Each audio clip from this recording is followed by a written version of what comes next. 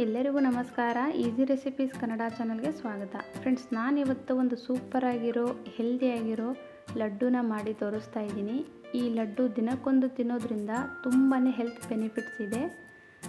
Friends, ಯಾರೆಲ್ಲ ನನ್ನ ಚಾನಲ್ನ ನೋಡ್ತಾ ಇದ್ದೀರೋ ದಯವಿಟ್ಟು ಸಬ್ಸ್ಕ್ರೈಬ್ ಮಾಡ್ಕೊಂಡು ನೋಡಿ, ಹಾಗೆ ಒಂದು ಲೈಕ್ ಕೊಡೋದನ್ನು ಮರಿಬೇಡಿ.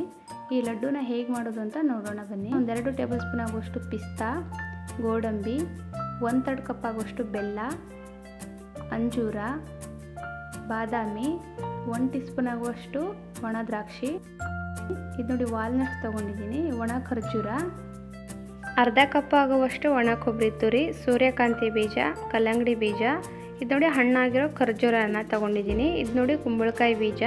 ನಾನು ಖರ್ಜೂರ ಬೀಜ ಎಲ್ಲ ತೆಗೆದುಬಿಟ್ಟು ಸಣ್ಣದಾಗಿ ಕಟ್ ಮಾಡಿ ತೊಗೊಂಡಿದ್ದೀನಿ.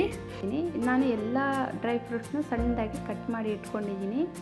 ಸಣ್ಣದಾಗಿ ಕಟ್ ಮಾಡೋದ್ರಿಂದ ಮಕ್ಕಳಿಗೆ ತಿನ್ನಲಿಕ್ಕೆ ತುಂಬ ಈಸಿ ಆಗುತ್ತೆ. ಹಾಗಾಗಿ ನೋಡಿ, ಒಲೆ ಮೇಲೆ ಒಂದು ಬಾಣಲೆನ ಇಟ್ಕೊಂಡಿದ್ದೀನಿ.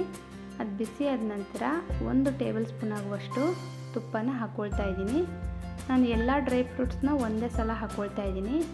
ಈ ರೀತಿ ಡ್ರೈ ಫ್ರೂಟ್ಸ್ ಲಡ್ಡು ದಿನ ಒಂದು ತಿನ್ನೋದ್ರಿಂದ ನಮ್ಮ ಆರೋಗ್ಯದಲ್ಲಿ ತುಂಬಾ ಬದಲಾವಣೆ ಕಾಣ್ತೀವಿ. ನೋಡಿ, ಈಗ ಕೆಲವರಿಗೆ ಸೊಂಟ ನೋವು, ಕೈಕಾಲು ನೋವು, ಕೂದಲು ಉದುರ್ತಾ ಇರುತ್ತೆ, ನಂತರ ಯಾವಾಗಲೂ ವೀಕ್ನೆಸ್ ಅಂತ ಅನಿಸ್ತಾ ಇರುತ್ತೆ. ಆ ಥರ ಇದ್ದವ್ರಿಗೆ ಈ ರೀತಿ ದಿನ ಒಂದು ಲಡ್ಡು ತಿನ್ನೋದ್ರಿಂದ ಅವರ ಆರೋಗ್ಯದಲ್ಲಿ ನಾವು ಸಾಕಷ್ಟು ಚೇಂಜಸ್ನ ನೋಡ್ಬೋದು. ಇದು ನೋಡಿ, ನಾನು ಕ್ರಿಸ್ಪಿ ಆಗೋವರೆಗೂ ಚೆನ್ನಾಗಿ ಹುರ್ಕೊಳ್ತಾ ಇದ್ದೀನಿ. ಸ್ವಲ್ಪ ಹೊತ್ತು ಹುರ್ಕೊಂಡಿದ ನಂತರ 1 ಟೇಬಲ್ ಸ್ಪೂನ್ ಮತ್ತೆ ತುಪ್ಪನೇ ಆ್ಯಡ್ ಮಾಡ್ಕೊಳ್ತಾ ಇದ್ದೀನಿ. ಇದನ್ನು ಚೆನ್ನಾಗಿ ನಾವು ಸಿಮ್ಮಲ್ಲೇ ಹುರ್ಕೊಳ್ಬೇಕು. ಇದನ್ನು ನಾನು ಬೌಲ್ಗೆ ಹಾಕ್ಕೊಳ್ತಾ ಇದ್ದೀನಿ.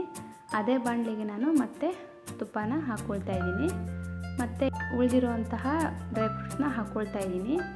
ಇದು ನೋಡಿ, ನಮ್ಮ ಆರೋಗ್ಯಕ್ಕೆ ಮಾಡಿಸಿರುವಂಥ ಒಂದು ರೆಸಿಪಿ ಅಂತಲೇ ಹೇಳ್ಬೋದು. ನೀವು ಕೂಡ ನಿಮ್ಮ ಮನೆಯಲ್ಲಿ ಖಂಡಿತವಾಗ್ಲೂ ಟ್ರೈ ಮಾಡಿ ಫ್ರೆಂಡ್ಸ್. ಇವಾಗ ನೋಡಿ, ಕೆಲವರಿಗೆ ಸ್ಕಿನ್ ಡೆಲ್ಲಾಗಿರುತ್ತೆ, ನಂತರ ಬ್ಲಡ್ ಎಲ್ಲ ಕಡಿಮೆ ಇರುತ್ತಲ್ಲ, ಅವರಿಗೆ ತುಂಬಾ ಹೆಲ್ಪ್ಫುಲ್ ಆಗುತ್ತೆ. ನೋಡಿ, ಈಗ ಇದನ್ನು ಕೂಡ ಚೆನ್ನಾಗಿ ಹುರ್ಕೊಳ್ತಾ ಇದ್ದೀನಿ. ಇದು ನೋಡಿ, ಖರ್ಜೂರ ಹಾಕ್ಕೊಳ್ತಾ ಇದ್ದೀನಿ.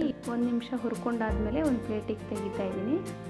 ನಂತರ ಮತ್ತೆ 1 ಟೀ ಸ್ಪೂನ್ ಆಗುವಷ್ಟು ತುಪ್ಪನ ಹಾಕ್ಕೊಳ್ತಾ ಇದ್ದೀನಿ. ನೀವು ತುಪ್ಪ ಜಾಸ್ತಿ ಬೇಕಾದ್ರೂ ಹಾಕ್ಕೊಳ್ಬೋದು. ಇದು ನೋಡಿ, ಅಂಟು ನಾನು 2 ಟೇಬಲ್ ಸ್ಪೂನ್ ಅಷ್ಟು ಅಂಟನ್ನು ಹಾಕ್ಕೊಂಡಿದ್ದೀನಿ. ಇದು ನೋಡಿ, ನಾವು ಡಬಲ್ ಆಗೋವರೆಗೂ ಹುರ್ಕೊಳ್ಬೇಕು. ಈಗ ದ್ರಾಕ್ಷಿ ಯಾವ ರೀತಿ ಹುರ್ಕೊಳ್ತೀವೋ ಅದೇ ರೀತಿ ಹುರ್ಕೊಳ್ಬೇಕು. ನೋಡಿ, ಈಗ ಹುರಿತಾ ಬಂದಂಗೆಲ್ಲ ದಪ್ಪ ಆಗ್ತಾ ಬರುತ್ತೆ.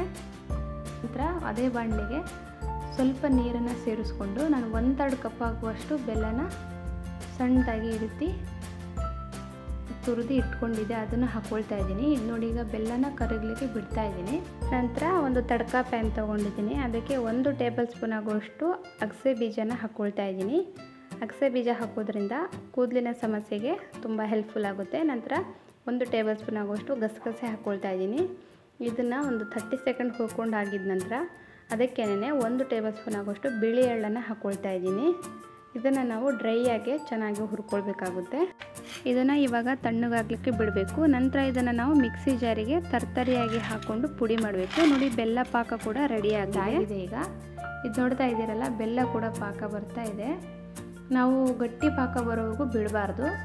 ನೋಡಿ, ಈ ರೀತಿ ನಾವು ಸ್ವಲ್ಪ ಹಾಕ್ಕೊಂಡ್ರೆ ನೀರಲ್ಲಿ ಅದು ಒಂದೇ ಕಡೆ ಸಟ್ಟಾಗಬೇಕು. ನೋಡಿ, ಈ ರೀತಿ ಕೈಯಿಂದ ಮಾಡ್ಕೊಂಡ್ಬಿಟ್ಟು ಒಂದೇ ಕಡೆ ಸಟ್ಟಾಗಬೇಕು. ಅಲ್ಲಿವರೆಗೂ ನಾವು ಬೆಲ್ಲ ಪಾಕನ ಮಾಡ್ಕೋಬೇಕು. ಜಾಸ್ತಿ ಗಟ್ಟಿ ಮಾಡ್ಕೊಂಡ್ಬಿಟ್ರೆ ಉಂಡೆ ಗಟ್ಟಿ ಆಗಿಬಿಡುತ್ತೆ. ಇದು ನೋಡಿ, ಇದು ಕಂಪ್ಲೀಟಾಗಿ ರೆಡಿಯಾಗಿದೆ. ಇದಕ್ಕೆ ಸ್ವಲ್ಪ ಎಣ್ಣೆ ಅಥವಾ ತುಪ್ಪ ಕೂಡ ಸೇರಿಸ್ಕೊಳ್ಬೋದು. ನಾನು ಹುರಿದು ಇಟ್ಕೊಂಡಿರೋ ಎಲ್ಲ ಡ್ರೈ ಫ್ರೂಟ್ಸ್ನ ಇದಕ್ಕೆ ಸೇರಿಸ್ಕೊಳ್ತಾ ಇದ್ದೀನಿ. ಇದನ್ನು ನಾವು ಚೆನ್ನಾಗಿ ಮಿಕ್ಸ್ ಮಾಡ್ಕೊಳ್ಬೇಕು.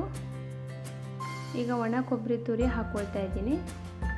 ನಂತರ ಒಂದು ಮಿಕ್ಸಿ ಜಾರ್ ತೊಗೊಂಡಿದ್ದೀನಿ. ಅದಕ್ಕೆ ಅಗಸೆ ಬೀಜ, ಎಳ್ಳು, ಗಸಗಸೆ ಹುರ್ಕೊಂಡಿದ್ವಲ್ಲ ಅದನ್ನು ಈ ರೀತಿ ತರ್ತರಿಯಾಗಿ ಪುಡಿ ಮಾಡಿಕೊಂಡು ಅದನ್ನು ಕೂಡ ಡ್ರೈ ಫ್ರೂಟ್ಸ್ಗೆ ಸೇರಿಸ್ಕೊಳ್ತಾ ಇದ್ದೀನಿ. ನಂತರ ನಾವು ಅಂಟು ಏನು ಹುರಿದು ಇಟ್ಕೊಂಡಿದ್ವಲ್ಲ ಅದು ಈಗ ತಣ್ಣಗಾಗಿದೆ. ಅದನ್ನು ಕೂಡ ಮಿಕ್ಸಿಗೆ ಹಾಕ್ಕೊಂಡು ಪುಡಿ ಮಾಡ್ಕೊಳ್ಬೇಕು. ನೋಡಿ, ಹಾಕ್ಕೊಳ್ತಾ ಇದ್ದೀನಿ ನಾನು. ನೋಡಿ, ಈ ರೀತಿ ಪುಡಿ ಆದರೆ ಸಾಕು. ಇದನ್ನು ನಾನು ಡ್ರೈ ಫ್ರೂಟ್ಸ್ಗೆ ಹಾಕ್ಕೊಳ್ತಾ ಇದ್ದೀನಿ. ಇದನ್ನು ನಾವು ಚೆನ್ನಾಗಿ ಮಿಕ್ಸ್ ಮಾಡಬೇಕು.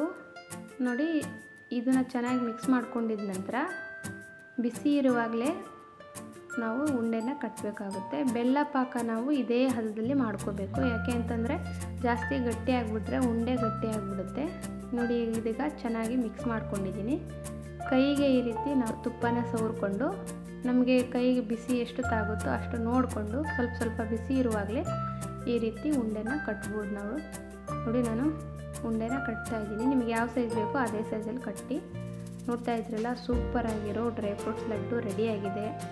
ನೀವು ಕೂಡ ನಿಮ್ಮ ಮನೆಯಲ್ಲಿ ಟ್ರೈ ಮಾಡಿ.